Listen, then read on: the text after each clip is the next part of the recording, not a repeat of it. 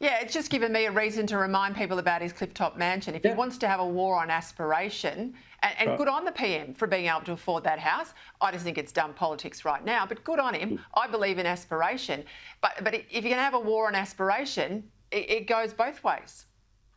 That's right. And the other thing that the Australians really, really hate right now is exactly this. Throwing mud at each other, no vision.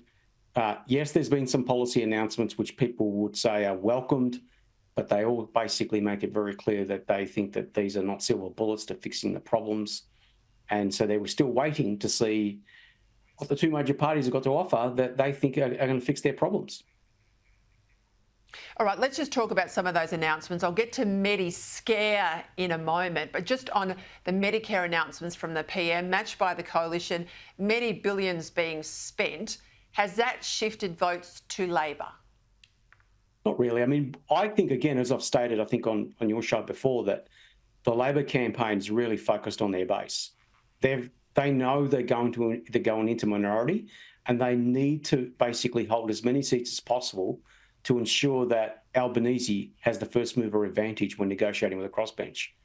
So this campaign is pitched towards their base, because when we speak to, again, those same voters that I referenced before, their response is, yeah, I don't think that's going to scratch the sides, or it's welcomed, but the problems out there are massive. I've got to wait for 5 weeks before I even get to see a GP, even if they bulk bill or they don't. And so it's the waiting lists that are in place that it's forcing a lot of Australians to actually take out private health insurance when they don't need to, and also go to the emergency department when they should not. Medicare 2.0, will that work again? No, it's pretty hard scaring people about a system that they think is broken. So, Labor can come out there and say, look, it's going to be worse under Peter Dutton. Well, most Australians, particularly those living in the outer suburbs and regions where this election is going to be decided, will tell you that, no, I think Medicare is broken. The last time I was able to easily get myself a booking with a GP and bulk bill was about 4 or 5 years ago, 3 years ago. It just does not match lived experience. And so there's nothing to scare them about, because they're already living the nightmare.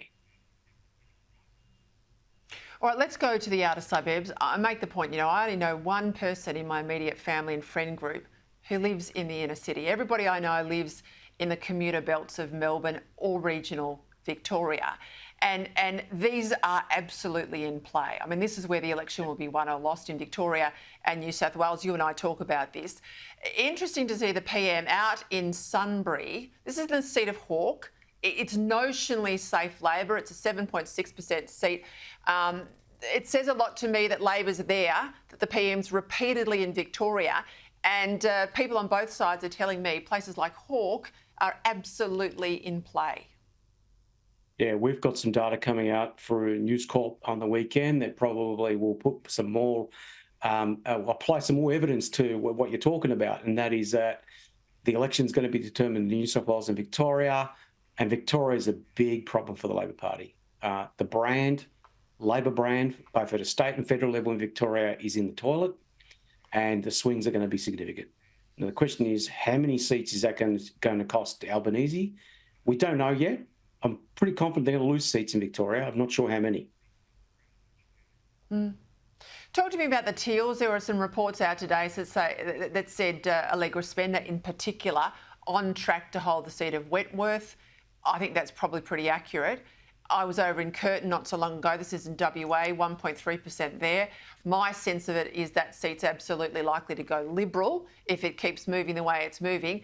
It's a bit of a mixed bag across the board, though, with the others. How do you see the teals playing out? Yeah, you're right. So we'll go to Perth in Curtin, this federal seat of Curtin. Cheney had the lowest primary vote out of all the independent teals that in 2022. Again, yes, if we were to pick a seat which is going to go back to the coalition, it would be that seat. There's obviously also Goldstein in Victoria. Again, that Middle Eastern conflict is playing into this election in many, many ways, not just with the Greens, but also with the independents. So that Jewish community, we know even progressive Jewish Australians in that seat are choosing to vote for the Liberal Party. So again, that may have an impact. So I think that, we'll see possibly at most 2 seats lost back to the coalition. And then, of course, then do the independents win a seat like Bradfield? So that we don't know yet. But that's, again, we probably will see an exchange of seats here and there, but on the edges, nothing quite substantial though. Hey, just quickly, I want to touch on this before we go. We say, young women don't vote for the centre-right side of politics. That's not the case in Germany. Certainly wasn't the case in the United States, but there were some really interesting stats coming out of the election race in Germany. Talk us through particularly the demographics on young people. Absolutely. It's a misconception to say that young women are only going to vote for the parties of the left. If they're living in certain parts of, whether it's in Europe, whether it's in this country or in the US, so professional women in this country, for example, in the inner parts of Melbourne and Sydney, absolutely, voting for the parties of the left, no question about that. But when we go to the outer suburbs and we're talking about women in their 30s, having kids, and we've got some data coming on that in the next couple of weeks during the campaign, which illustrates this, visually illustrates it, that women are not what people think they are, as in progressive voters and chomping at the bit to basically vote against the coalition. That's not the case at all. They are the ones suffering the most from the cost of living crisis. They've got kids, they're taking on extra jobs, extra hours at work, they're stressed, they are depressed because they can't spend as much time with their kids as they used to in the past. They're stuck in traffic. Again, the Labor Party was announcing some road infrastructure upgrades today in Victoria. Good reason for that. You're stuck in hours in traffic. That's going to hit women the most. So yes, young women in the outer suburbs and regions, they are definitely not voting in accordance with their counterparts in the inner parts of our large cities, and that obviously applies in Europe as well. I might just add before we go, what clown, knowing all of that, knowing that the mums with the pusher are trying to get the train into town, what clown would build a $200 billion rail line and only put one commuter car park along that line? What, you're supposed to walk 4 or 5 kilometres with 2 kids in a pram and you're shopping back to your house to get on the train? It's nuts. I'll leave it there. Thanks, Cos. Catch up soon.